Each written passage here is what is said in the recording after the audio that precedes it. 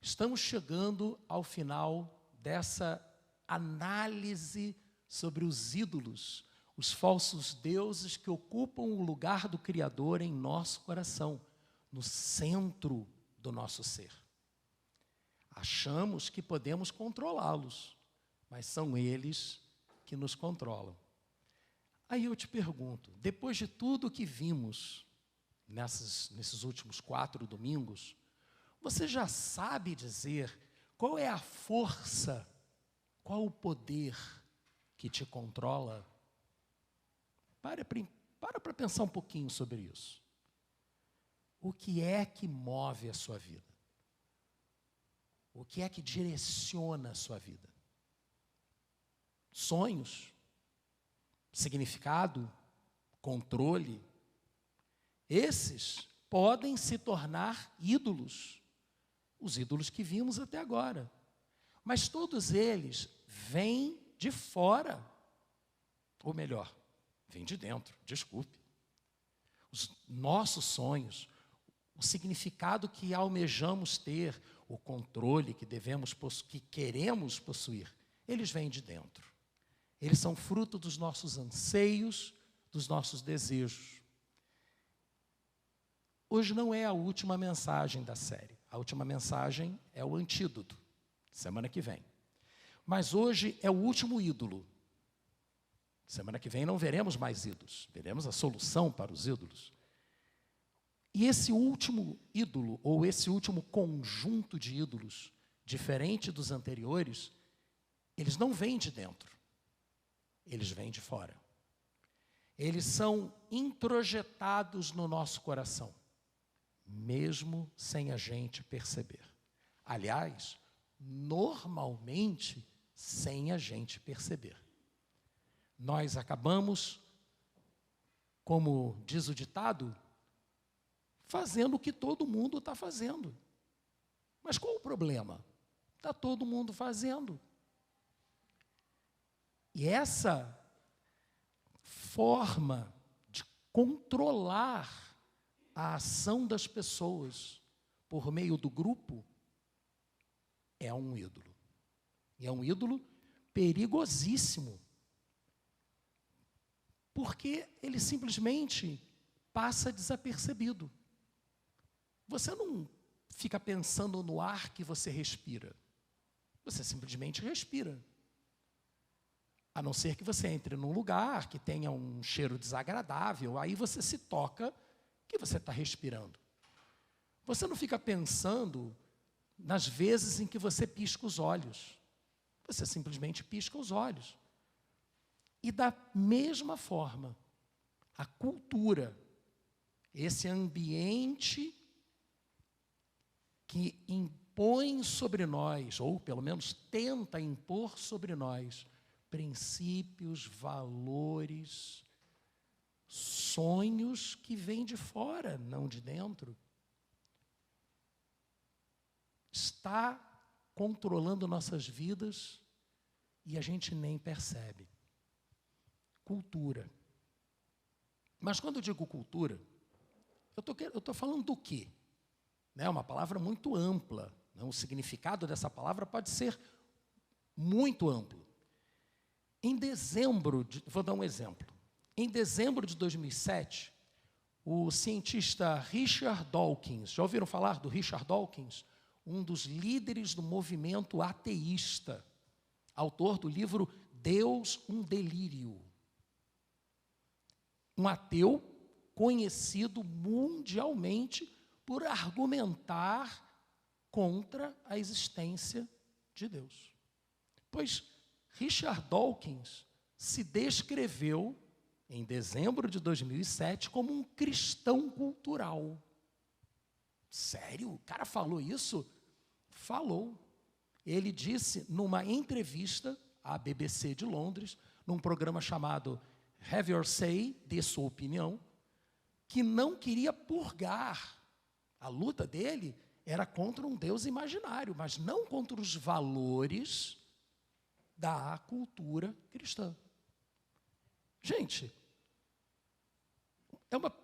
parece um contrassenso, não é verdade? Não parece incoerente que você reconheça a importância e até tente viver segundo princípios e valores de uma cultura, a cultura cristã verdadeira, que é baseada no pressuposto da existência de um Deus pessoal que busca ter contato conosco, ter comunhão conosco, ter um relacionamento conosco, e que também se baseia, além do Deus Pai, na existência de Jesus, o Deus Filho.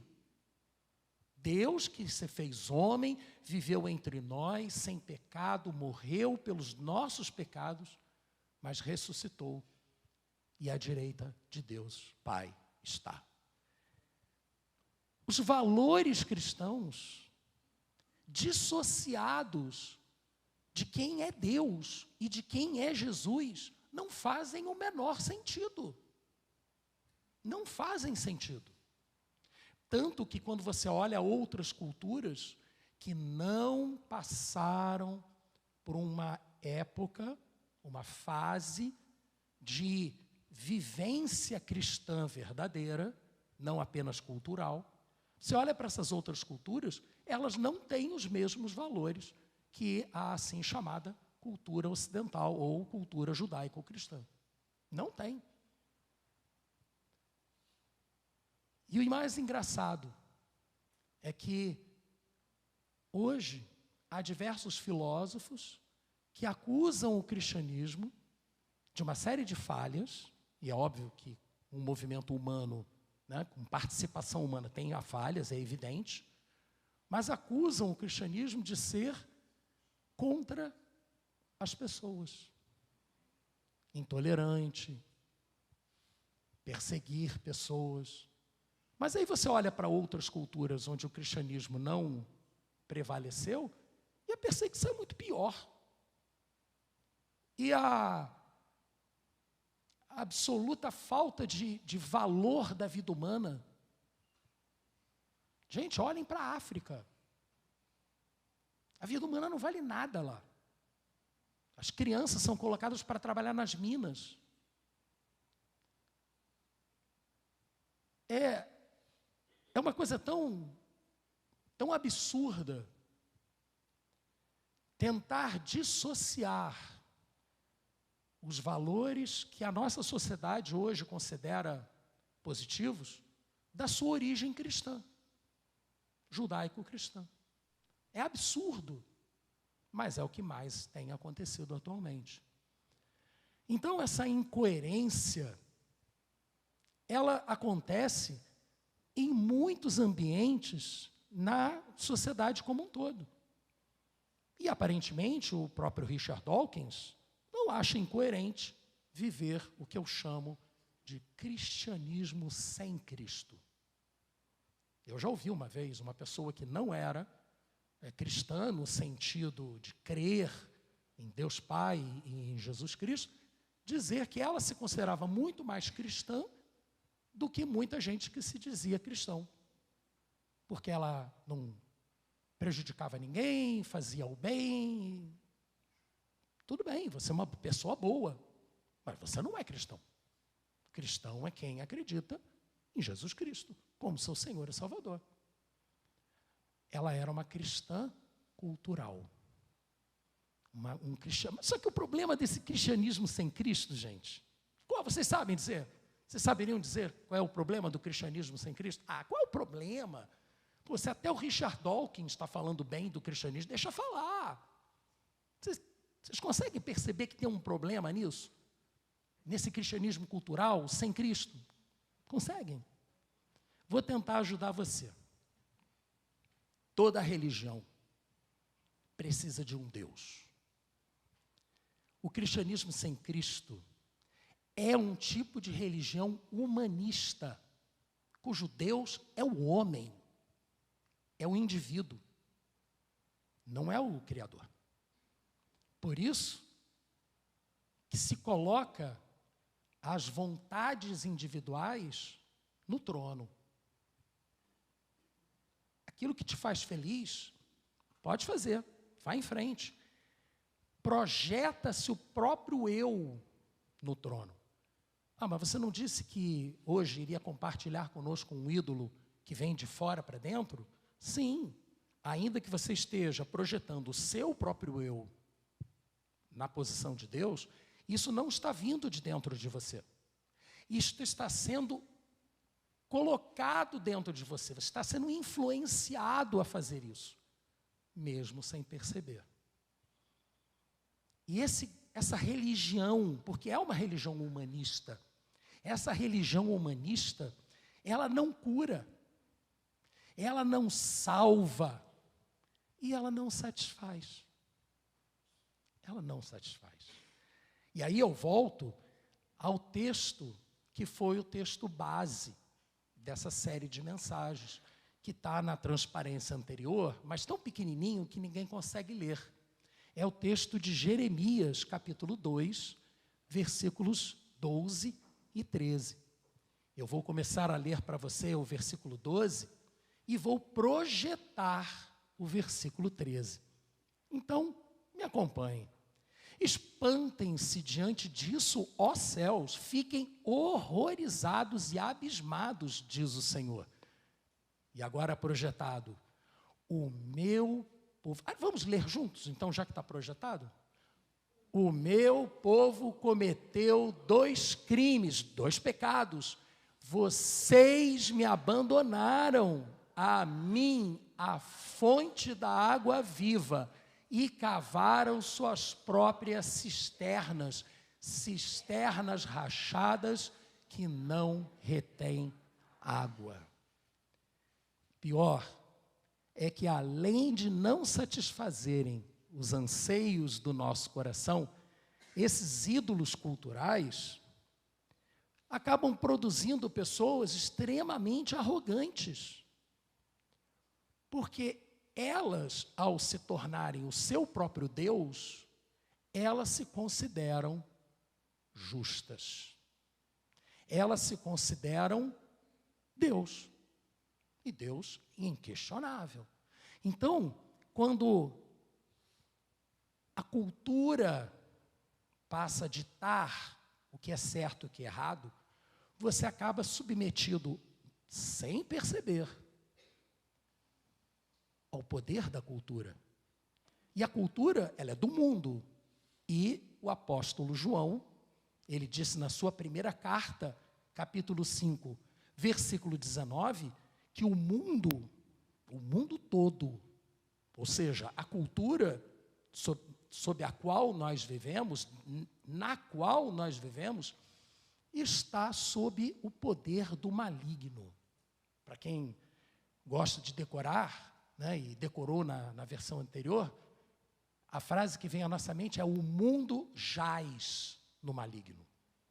A cultura desse mundo, do que é certo e errado, por mais que tenha uma aparência de cristianismo, na verdade não é. É uma distorção. Porque um cristianismo sem Cristo é, na verdade, um falso cristianismo. Inclusive, isso já acontecia nos tempos de Paulo, e ele chamava essa deturpação do cristianismo, do evangelho, sinagoga de Satanás. Porque o mundo jaz no maligno. Se você vive pelos valores do mundo, você está vivendo pelos valores de Satanás, mesmo achando que é cristão. Essas pessoas, quando se deixam dominar pela cultura, e quando eu digo cultura, estou falando tanto de religião quanto de idolatria política, ideologia. Já falei que semana passada a gente viu que a idolatria é prima da ideologia. As duas são muito parecidas.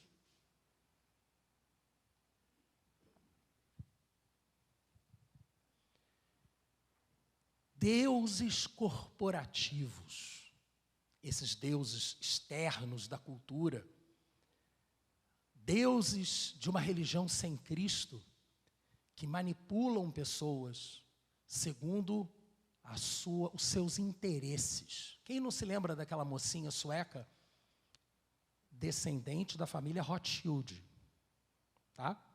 Ou seja, riquíssima, que saiu aos berros dizendo como vocês ousam destruir o nosso sonho. Sabe, aquele senso de justiça própria. Isso acontece dentro da igreja também. Porque dentro da igreja evangélica também há um cristianismo sem Cristo. Ou pode haver. Eu espero que aqui não tenha. Que o Senhor tenha misericórdia de nós. Porque é muito fácil ser iludido. É muito fácil você seguir pelo caminho mais largo e não pelo mais estreito. É mais fácil, é natural. Mas eu não quero ficar trazendo aqui exemplos da nossa cultura. Não quero. Para exemplificar o que significa você viver um cristianismo sem Cristo, você viver um ídolo cultural, eu vou utilizar a vida de um profeta. Um profeta que eu acabo me identificando muito com ele.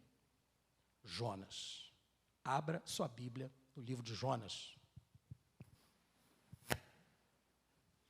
Agora eu gostaria realmente que você abrisse a sua Bíblia. Se você não tem, pode pedir, que vai ser dada para você. Se você está com a Bíblia no celular, já falei aqui, vou repetir, acho que eu vou repetir isso sempre. O celular é um ídolo terrível, que exige a sua atenção, e ele vai tentar tirar você do foco, se você não colocá-lo no modo avião. Então, o antídoto contra o ídolo celular, durante o culto, é colocá-lo no modo avião.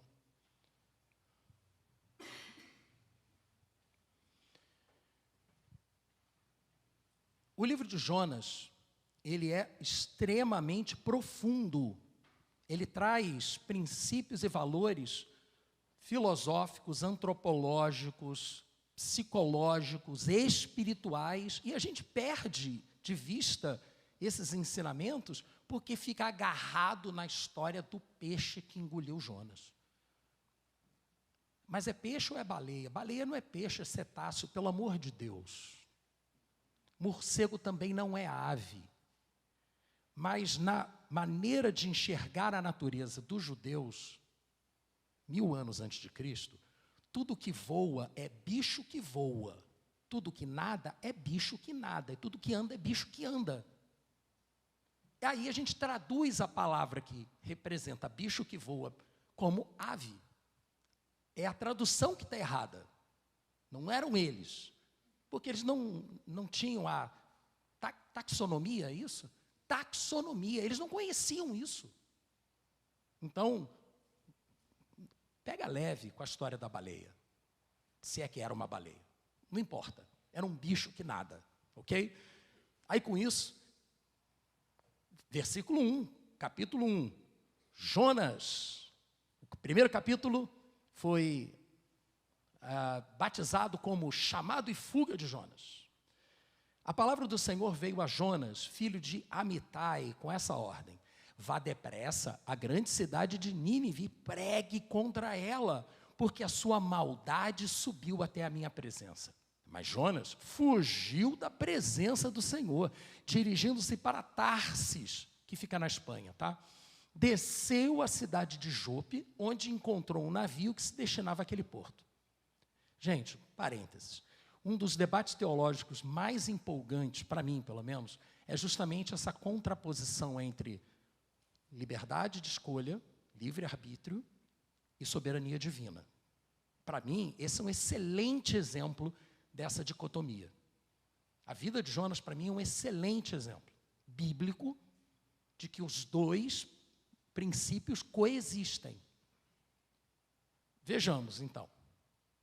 Deus tinha um propósito para os assírios, os habitantes de Nínive, que eram inimigos de Israel. Mas nós veremos que Jonas já suspeitava das intenções de Deus e não concordava com o que ele achava que Deus iria fazer. Por isso é que ele fugiu. Ele não fugiu porque estava com medo de ir falar com os inimigos de Israel, com aqueles que estavam já atacando as fronteiras de Israel. Não era medo que o motivava a tentar fugir. Era um senso de justiça própria, tão característico daqueles que tem um ídolo cultural como seu Deus. Mas de onde que eu tirei essa conclusão? Daqui a pouco o texto vai mostrar isso para a gente. Só estou afirmando aqui agora. Mas eu vou mostrar depois, que é isso que vai acontecer. Jonas, portanto, exerceu seu livre-arbítrio. Ele não queria ir e não foi. Ele se rebelou contra a vontade de Deus. Mas Deus, por motivos que nós não compreendemos, o livro não diz porquê, tinha escolhido Jonas para cumprir aquela tarefa. Deus tinha um propósito para a vida dos habitantes de Nínive e ele queria que fosse Jonas que fosse lá pregar. Então houve um choque entre a soberania de Deus e o livre-arbítrio de Jonas. E aí, como eu costumo dizer, Deus sabe ser muito persuasivo quando Ele quer. Quando Ele decide que é você que vai fazer e você não quer fazer, vai acontecer com você o que aconteceu com Jonas. Isso aconteceu comigo. Eu já passei por situação semelhante a essa. Mas deixa eu perguntar para você, você já tentou fugir da vontade de Deus alguma vez na sua vida? Eu já.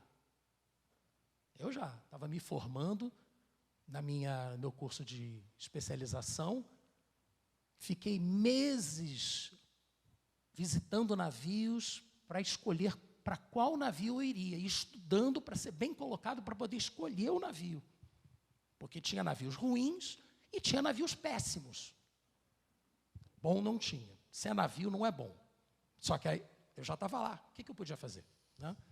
Podia ter sido intendente. Não, fui da Armada. Escolhas. Então, entre um ruim e um péssimo, eu queria um ruim. E fiz a minha escolha. E na véspera, já no finalzinho, na reta final, orando, adorando o Senhor falou ao meu coração. Eu estava me imaginando subindo a prancha do navio, junto com um colega que tinha conhecido Jesus durante o curso, e os dois decidiram, nós dois decidimos ir para aquele navio, e estava tudo certo que teriam 2 vagas. Tudo azeitado. A gente só se esqueceu de combinar com Deus, né? E de repente eu ouço uma voz. Você não vai para o Minas. Minas Gerais era o nome do navio. Você não vai para o Minas. Alguns aqui já me ouviram contando essa historinha, né? Então, por favor, tenha paciência comigo. Gosto muito dela. Porque ela é muito didática. Vale para mim, vale para você também. Você que tentou fugir da vontade de Deus. Porque aí eu questionei. Abusado, né? Ué, por que eu não vou? Porque eu quero que fulano vá. Sim, mas tem 2 vagas. Qual é o problema? Não vai ter 2 vagas, só tem uma. Pô, mas eu sou melhor colocado que ele. Eu que quis ir para lá, ele que resolveu ir para lá só porque eu queria, e ele se converteu, começou a andar comigo. Tá bom. A impressão que eu tive é que Deus realmente tivesse dado uma respirada funda, sabe? Tá bom, você não entendeu. Eu não quero que você vá para lá. Entendeu agora? Gente, foram exatamente essas as palavras que eu ouvi. E detalhe, eu estava ouvindo Rick Wakeman no headphone. Vocês sabiam que o Rick Wakeman fez uma cantata de Natal fantástica? Se você quiser, depois me procura com um pendrive que eu passo para você. Eu comprei o LP, tá? Só que, o LP já foi embora, né? E aí tenho lá em MP3. Estava ouvindo o Rick Wakeman. E aquela voz começou e eu argumentando. Aí eu, tá bom, ok, manda quem pode, obedece quem tem juízo. Alguns minutos depois, atônito, não acreditando no que tinha ouvido, ainda falei assim, e eu vou para onde? Você vai para um CT, contra torpedeiro. Era o pior de todos. Pior. Não, para lá não vou, não. Não vou. Aí, ok, tá bom, não vai. Chegou na hora de escolher. Se foi Deus que falou, fale. Cumpri. A ordem faz. Sim, senhor. Vai para lá, não vou. Não vou. Na hora de escolher, chegou a minha vez, eu passo. Como assim, cara? Você não está jogando, você está escolhendo. Não, eu passo. Eu vou ficar com o que sobrar. Se foi de Deus, eu vou para um contratorpedeiro. As pessoas que diziam que iam para os navios transporte, desistiram e sobrou navio transporte. E eu fui parar num navio transporte. O navio transporte para o qual eu fui era um navio de transporte de carros de combate, então ele era oco por dentro. Ele parecia uma baleia. E eu estava lá. E fiquei lá 1 ano. E de repente eu me dei conta que eu era Jonas, que eu estava fugindo de Deus. Aí as coisas mudaram, mas eu vou deixar o resto da história para um outro momento. O que eu quis, apresentando esse meu caso pessoal aqui para vocês, é que mesmo quando você ouve a voz de Deus, e eu, cá entre nós, não aconteceu outra vez, eu todo dia peço para ele falar desse jeito, mas ele não fala, talvez porque eu não tenha gostado de eu ter dito não, né? E mesmo quando você ouve a voz de Deus, você tem muita dificuldade de cumprir a vontade de Deus na sua vida, quando você acha que sabe o que é melhor para você. E isso é um ídolo. Isso é um Deus cultural. Isso é um cristianismo em que você é o Deus. E a gente aqui dentro da igreja pode fazer isso sem perceber. Daí esse ser um ídolo tão perigoso. Sempre que você tentar fugir da vontade de Deus, você colherá consequências. E muitas delas serão muito difíceis. Porque por ter ido para a área de transporte, eu acabei fui numa viagem que era para durar 2 meses, eu já justamente não gostava de navio por causa da viagem, e a viagem virou 3. Foi um inferno. Um inferno. Eu só não dei baixa, porque a minha mulher não deixou. Não, eu ia pedir baixa, não aguentava mais. Há consequências, sempre haverá consequências, quando você não quiser usar o seu livre-arbítrio para não fazer o que Deus quer que você faça. E houve consequências para Jó. Versículo 4. O Senhor fez soprar um forte vento sobre o mar, e caiu uma tempestade tão violenta que o barco ameaçava arrebentar-se. Graças a Deus não passei por isso. Todos os marinheiros ficaram com medo, e cada um clamava ao seu próprio Deus. Atiravam as cargas ao mar para tornar mais leve o navio. Enquanto isso, Jonas, que tinha descido para o porão e se deitado, dormia profundamente. Resumindo aqui, para adiantar. Acordaram Jonas para que ele também clamasse ao seu Deus, mas nada adiantou. Tiraram sorte, Jonas foi considerado responsável por aquilo que estava acontecendo. Perguntaram para ele o que ele tinha feito, e ele explicou que ele estava fugindo do Deus dos céus, o Criador do mar e da terra. Eles ficaram horrorizados, perguntaram o que poderiam fazer para resolver o problema, e ele disse: joguem-me no mar. E ele assim aconteceu. Não, mas por que isso? Vamos jogar você no mar, o seu Deus é o Deus que está causando isso tudo, vai nos matar. Não, pode jogar no mar. E realmente o mar se acalmou, mas a vida de Jonas não acabou, porque Deus tinha um plano para a vida dele. Deus tinha um propósito para a vida dele. E aí, versículo 17, o Senhor fez com que um grande peixe, um bicho que nada, tá, engolisse Jonas, e ele ficou dentro do peixe 3 dias e 3 noites.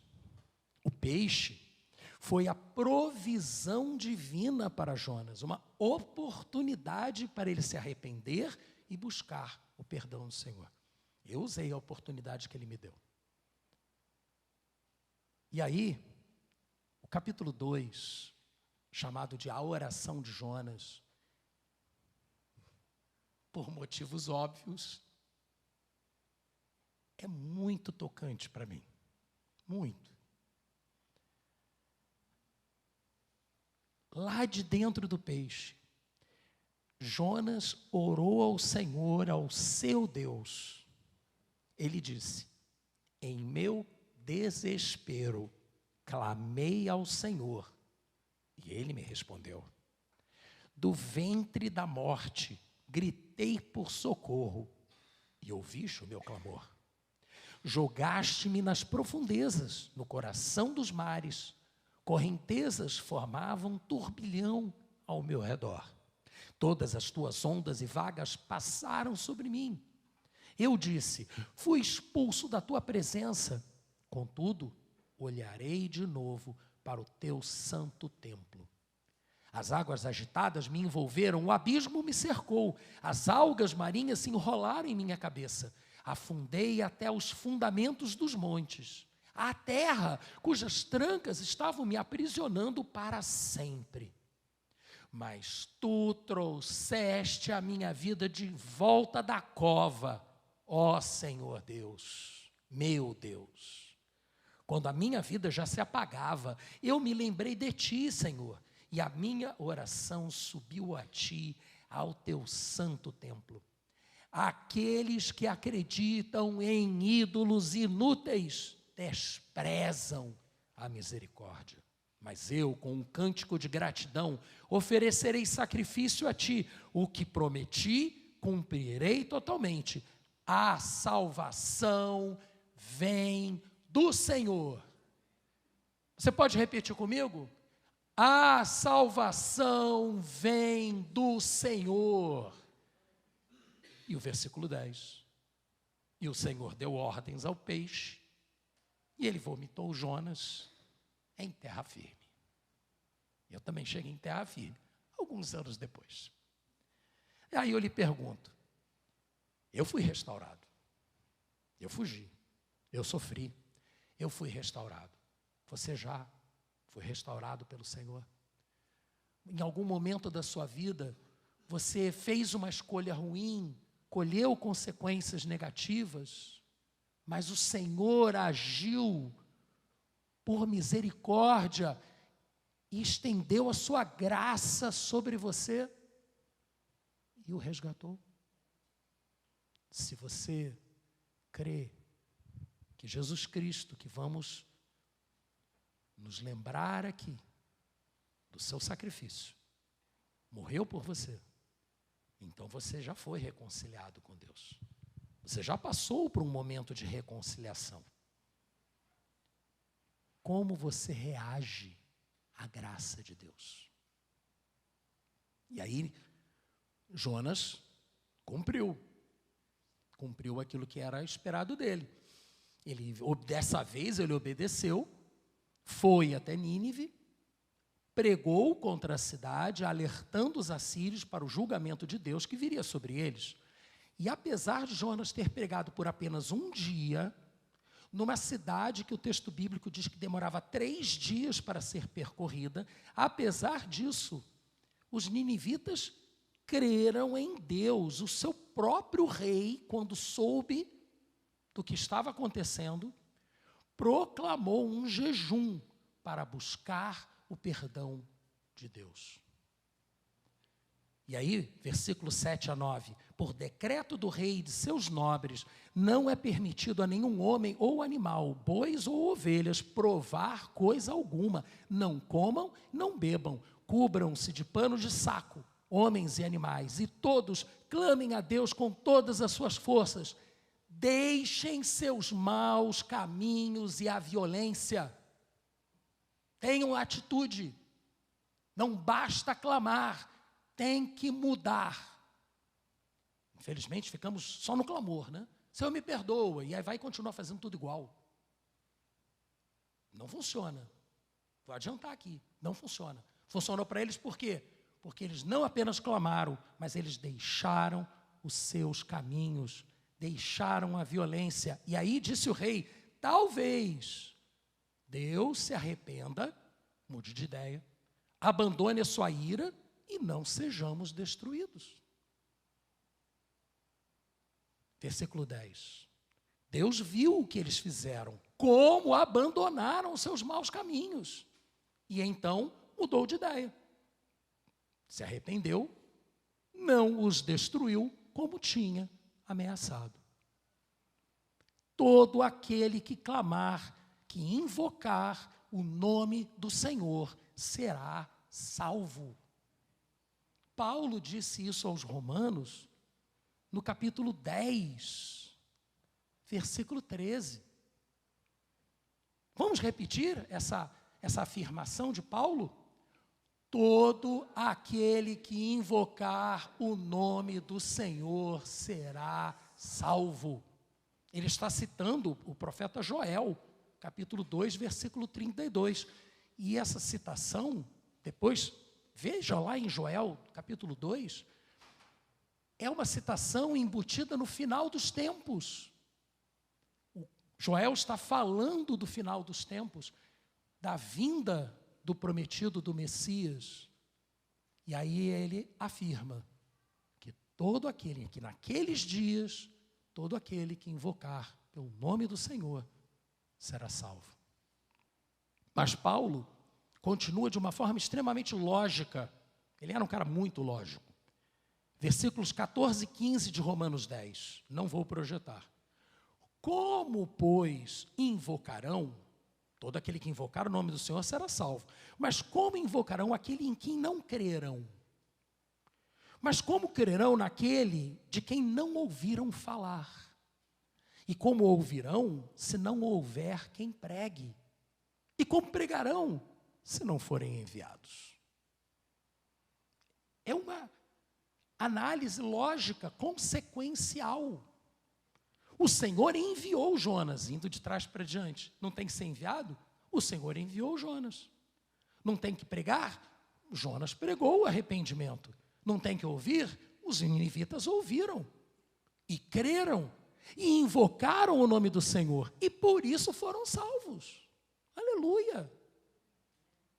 O Senhor quer te salvar. Quando você clamar. E quando você se dispuser a mudar as suas atitudes, que desagradam a Deus, que te colocaram numa situação lamentável em que você se encontrar. Que o Senhor não permita que isso aconteça com você. Mas saiba disso, para ajudar outra pessoa.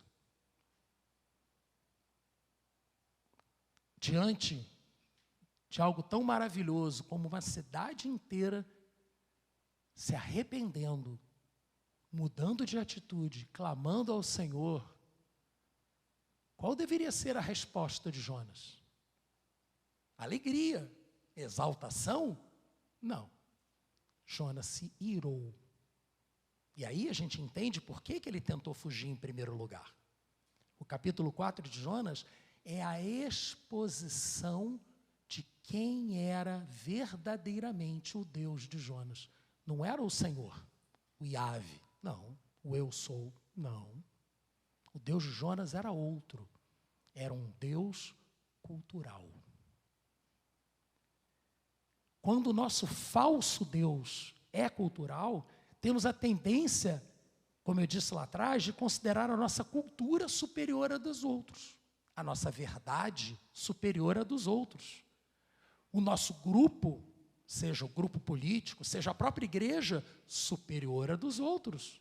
Como se a salvação dependesse do grupo ao qual fazemos parte. E não do Senhor, porque a salvação vem do Senhor, não vem do grupo. A salvação não vem da igreja. A salvação vem do Senhor. A salvação não vem da ideologia, do partido político. Ela vem do Senhor. Mas esse ídolo cultural, ele consegue nos levar a crer num falso Deus. E Jonas cria num falso Deus. O povo de Nínive era o inimigo. Ele era o inimigo, tinha que morrer. Não tinha que ser perdoado por Deus. Perdão era só para os filhos. Lembram que Jesus virou para uma mulher ali daquela região sírio-fenícia, que pediu a cura para o seu filho, e ele virou para ela e disse, uma das frases mais estranhas de Jesus: não convém dar o pão dos filhos para os cachorrinhos. Pesado, não é não? Pô, vindo de Jesus? Mas qual foi a resposta dela? É verdade. Mas as migalhas dos pães dos filhos podem cair da mesa e alimentar os cachorrinhos. E aí Jesus disse para ela, mulher, não vi fé como a tua em Israel. Seja como você precisa, como você está pedindo. Vejam que para Jonas, nitidamente, Deus só podia ser bom com eles, não com os outros. A misericórdia de Deus estava restrita ao seu grupo. No caso, era uma questão étnica, mas podem ser várias outras questões. E era exatamente isso que Jonas temia. Não ser morto pelos assírios, o que era uma possibilidade bem real. Ele temia justamente a misericórdia de Deus. Ele fala isso, versículos 1 a 4 do capítulo 4. Mas Jonas ficou profundamente descontente com isso, e enfureceu-se e orou ao Senhor. Senhor, não foi isso que eu disse quando ainda estava em casa? Foi por isso que me apressei em fugir para Tarsis. Eu sabia que tu és Deus misericordioso e compassivo, muito paciente, cheio de amor e que promete castigar, mas depois se arrepende. Agora, Senhor, tira a minha vida, eu imploro, porque para mim é melhor morrer do que viver. Se a tua misericórdia está sobre os outros, se ela não é exclusiva minha, então eu quero mais é morrer. Não quero viver nesse mundo, não. O Deus a que eu servia era um Deus só da minha patota, só da minha tribo. Não era dos outros, não. E o Senhor lhe respondeu no versículo 4. Você tem razão para essa fúria? Mas Deus é muito didático. Deus é muito didático. O ídolo de Jonas foi exposto. Seu Deus não era o Senhor. Era a sua cultura. Seu Deus era Israel. Tanto quanto o Deus de muita gente é a sua igreja, ou o seu partido político, ou o seu líder religioso, ou o seu líder político. Por mais que afirmemos crer em Jesus como nosso único e suficiente Salvador, como fizeram os 5 que foram batizados lá no nosso momento em família, corremos risco de manter em nossos corações outros intermediários na nossa relação com Deus. Jonas ainda guardava alguma esperança de ver a justiça de Deus cair sobre Nínive como caiu sobre Sodoma e Gomorra. Subiu a um monte e ficou olhando a cidade. Só que aí Deus, que é misericordioso, sim, e perdoa, mesmo quando a gente não merece, deu uma segunda oportunidade para Jonas. Deus fez crescer uma planta que fez sombra para Jonas e alegrou o coração dele.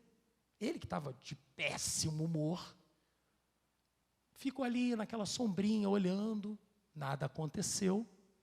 Veio o dia seguinte e Deus foi lá e mandou uma lagarta destruir a planta. E aí no dia seguinte a planta secou e Jonas ficou exposto ao sol e quase desmaiou. Nessa hora, vemos aí no versículo 8, versículos 8 e 9 de Jonas 4. Ao nascer do sol, Deus trouxe um vento oriental muito quente. E o sol bateu na cabeça de Jonas, a ponto dele quase desmaiar.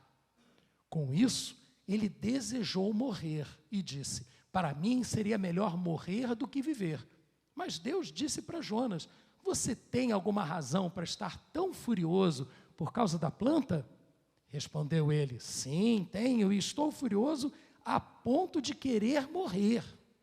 Mas o Senhor lhe disse: você tem pena dessa planta, embora não a tenha podado, nem a tenha feito crescer. Ela nasceu numa noite morreu. Contudo, Nínive tem mais de 120 mil pessoas, que não sabem nem distinguir a mão direita da esquerda, além de muitos rebanhos. Não deveria ter eu misericórdia dessa grande cidade? Aí eu te pergunto, você já perdeu a vontade de viver alguma vez? Não fica acanhado, não. Isso tem acontecido com muita gente. Eu já perdi a vontade de viver. Quando nós somos frustrados nas nossas expectativas, quando nos sentimos abandonados pelos nossos deuses, falsos deuses, porque o nosso Deus de verdade nunca nos abandona, muitas vezes a gente faz como Jonas, desiste. Talvez não tão explicitamente quanto ele, né? Mas a gente se entrega. Não consegue verbalizar, mas no fundo, prefere morrer. Quantas vezes eu tenho ouvido pessoas dizendo: vem logo, Senhor, vem logo. O Senhor está pedindo o quê? Que acabe essa vida. Não quero mais essa vida. Muita gente não quer mais essa vida. Porque realmente estamos diante de muitos desafios. O que pode ter causado essa perda de vontade por viver? O que pode ser? Mas ninguém perde a vontade de viver a não ser que a sua vida tenha perdido sentido. É isso que leva as pessoas a desistirem de viver. Quando a vida não faz mais sentido. Quando aquilo que acreditavam ser verdadeiro não aconteceu, não se cumpriu. E isso normalmente acontece quando falsos ídolos nos abandonam, nos frustram. Quando nós seguimos ídolos culturais, achando que porque todo mundo está fazendo a gente pode fazer também, a gente fatalmente vai se frustrar. Fatalmente vai ser confrontado com a nossa realidade espiritual. E vai perder a vontade de viver. Como impedir que isso aconteça? Abra sua Bíblia em Mateus capítulo 12. E nós veremos que Jesus se comparou a Jonas. E daí podemos tirar a resposta para a solução do problema.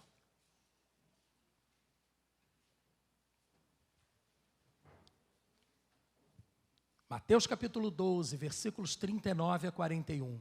Fariseus e mestres da lei questionaram Jesus e ele lhes respondeu: uma geração perversa e adúltera pede um sinal miraculoso, mas nenhum sinal lhe será dado, exceto o sinal do profeta Jonas. Pois assim como Jonas esteve 3 dias e 3 noites no ventre de um grande peixe, assim o Filho do Homem ficará 3 dias e 3 noites no coração da terra. Os homens de Nínive se levantarão no juízo contra essa geração e a condenarão, pois eles se arrependeram com a pregação de Jonas. E agora está aqui o que é maior do que Jonas.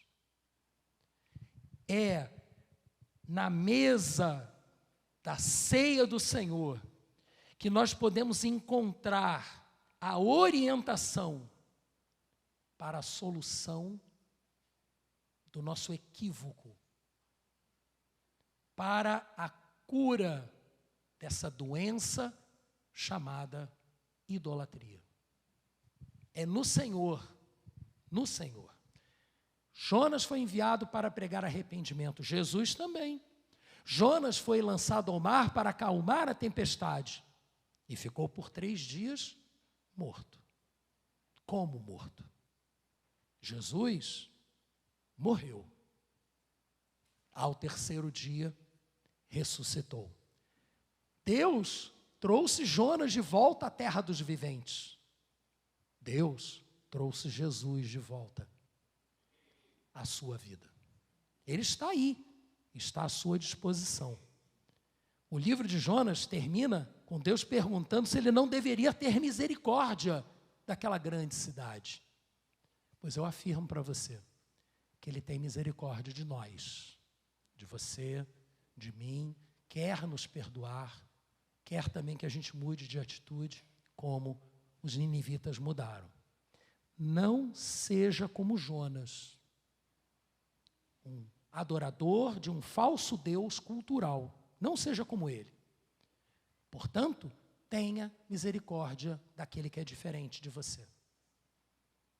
Creia na misericórdia de Deus por você. Seja, portanto, como Jesus, que não poupou a si mesmo, mas se entregou por nós para que fôssemos reconciliados com o Pai. Agora, nós iremos participar da ceia. Vou pedir que o pastor Anderson venha. Eu já estou, a pilha está quase acabando. Não a do microfone, mas a da minha voz. Mas eu peço que você fique de pé nessa hora, porque antes de participarmos da ceia do Senhor, eu quero orar por você. Eu fiz várias perguntas aqui. Perguntei a pergunta que eu tenho feito todos os domingos: qual é a força que te controla? Perguntei se você sabe qual é o perigo de um cristianismo sem Cristo, se você já tentou fugir da vontade de Deus, e o que você fez quando a graça do Senhor te alcançou. Também perguntei se em algum momento você já perdeu a vontade de viver. E agora eu te pergunto, o que te impede de ser mais como Jesus e menos como Jonas?